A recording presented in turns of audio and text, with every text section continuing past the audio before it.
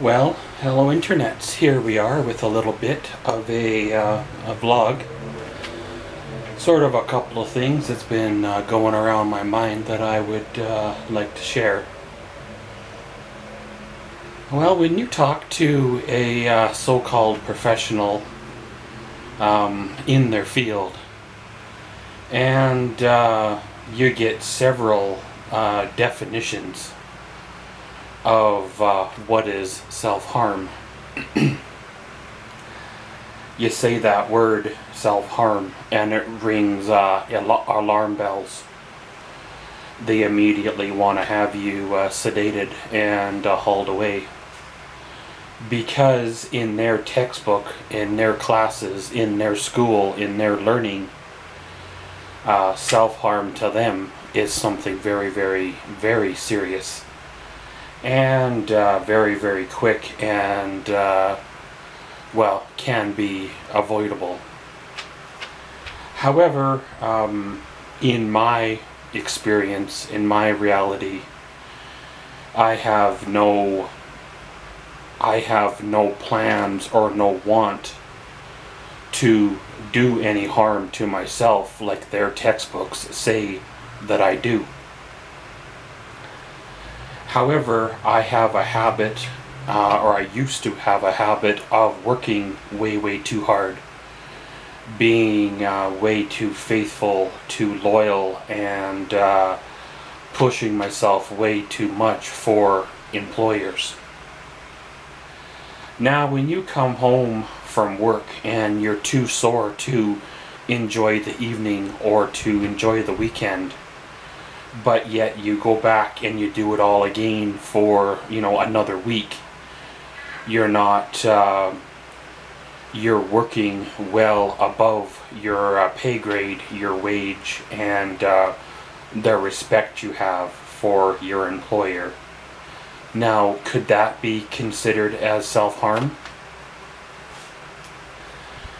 Those people who partake in certain things with well knowing the effects and warnings and long-term effects of certain items, certain things, could that be considered to be self-harm as well? Because you're well aware what could potentially happen through long-term or even short-term uses of these items. Somebody who exercises or jogs to the point where they're physically exhausted, sore, almost like a compulsive type of thing where they have to do it. Could that be considered to be self-harm as well?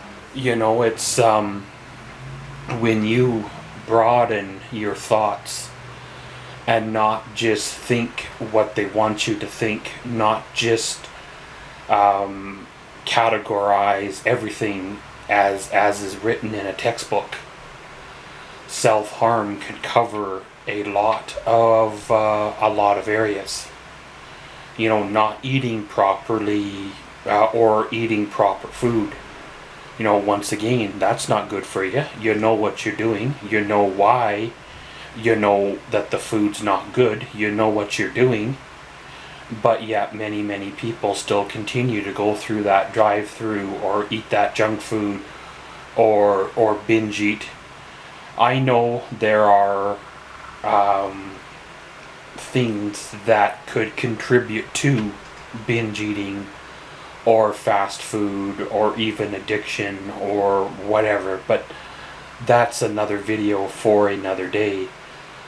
However, in the meantime, you are, from what we are told, doing damage to yourself, especially with long-term exposure to products and things that could cause you harm. Back in the day, I used to ride my bicycle very, very hard, very, very fast. It felt great. It was wonderful to go flying up over these ramps and jumps and off-road courses go crashing through trees and stuff, and of course you'd wipe out. Of course, it's and it wouldn't be just a simple your wheel washes out and you wipe out. It would be an epic crash, and sometimes the bicycle wouldn't survive, and you'd have to carry it while walking home and rebuild it. And I tear up a knee, or tear up a wrist, or the back, or take a handlebar to the helmet. Yes, I did wear a helmet, and that one time I did crack the helmet. So I suppose the handlebar hit enough that would have caused good damage to my skull, apparently anyway. In my definition, self-harm can be a lot broader coverage than many things that they view it as. It's not just something that could happen instantly. It could be something that gradually happens over a long period of time. It's not like driving a race car knowing the effects and crashing. It's not like jumping out of a plane hoping your parachute's going to open. That's another thought that I had. What is self-care? Sometimes something as simple as getting into a routine can make the difference in a person's life. Sometimes taking care of yourself can make the difference in a person's life. Sometimes just following a routine can make a difference in a person's life. Getting up at a regular time, having your morning shower, having a morning coffee. If you can't eat breakfast for whatever reasons, then a simple muffin or toast just so you have something in your belly, so your gut's not getting eaten away and you're losing your butt, kind of a thing. Something as simple as smiling in a day, listening to music that is that builds you up or builds humanity up, rather than angry music and violent music that tears society down, can make a difference for self-care in a person's life.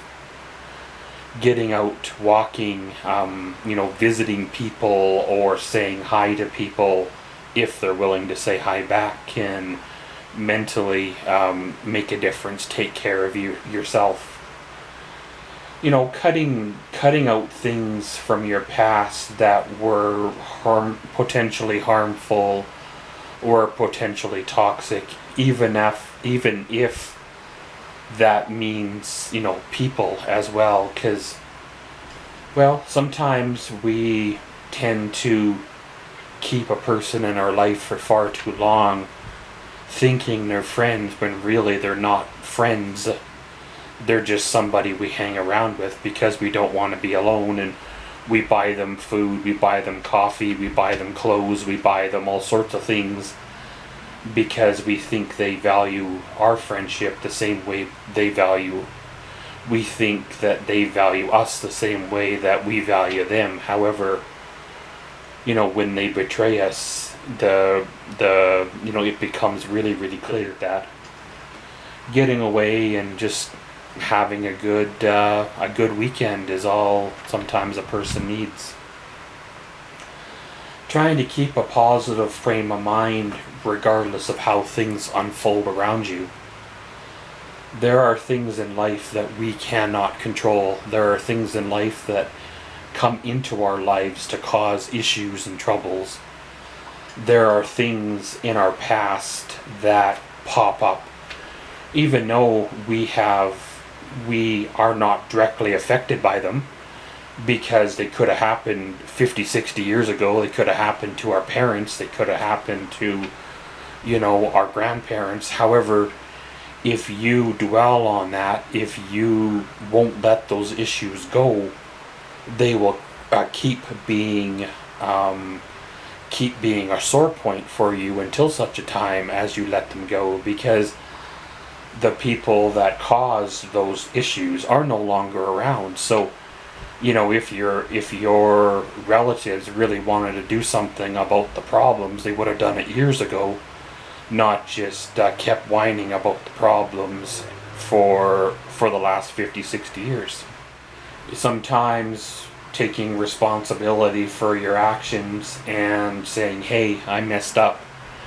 I tried the best I could do at things, but things didn't quite go the way that I thought they should, and maybe I reacted wrong when certain things come up, but however, I was reacting a certain way based on the information I was given and the situation at hand. Sometimes you do the best you can with what you're given, but sometimes your best isn't good enough. Sometimes we all just need to step back, just need to calm down, just need to lift one another up rather than tear one another down. It doesn't matter what side of the tracks you come from, doesn't matter, you know, what side of the world you come from. We're all, you know, trapped on this here rock. We're all trapped here. We're all part of society as a whole. Why not try to, you know, all get along regardless of your past history or prejudices or thoughts or how you were raised or whatever, you know, twisted mentality that you've been told is right, when really, you know, it's wrong, or it's not right, or, you know, maybe parts of it are plausible, but, you know, huge chunks aren't. And sometimes you just plain and simple have to let go of the past to move on with the future. It's just, I don't know, it's just a little bit of a couple of thoughts that I had floating around my head. I thought that I would record them, put them out there, and see how it goes. And as always, thanks for watching Maxwell's vlog. Comment, subscribe, and enjoy.